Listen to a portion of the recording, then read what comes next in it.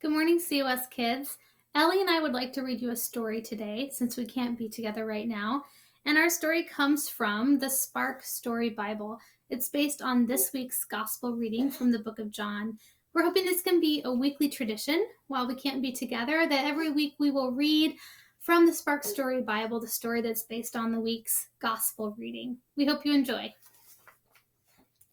Today's story is about Lazarus.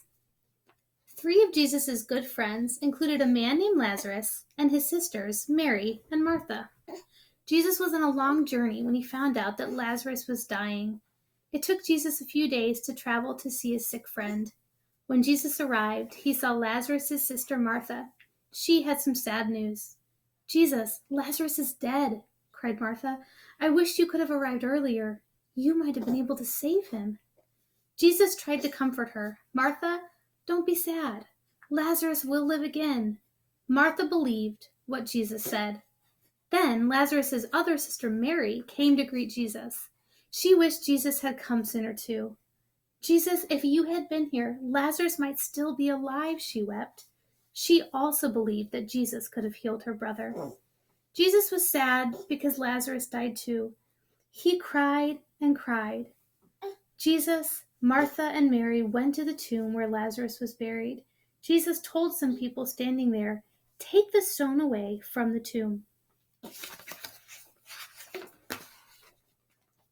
The people were surprised at what Jesus said.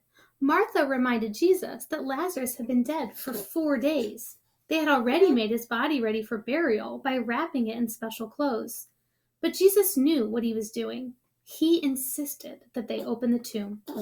When the heavy stone was rolled away, Jesus said, "Lazarus, come out." The people were frightened and amazed when Lazarus came out of the tomb. Since his hands and his feet were all wrapped up in the burial clothes, the people had to help Lazarus. When the people saw Lazarus alive again, they laughed and sang and danced. Many people that day believed Jesus would bring new life to all people. The end.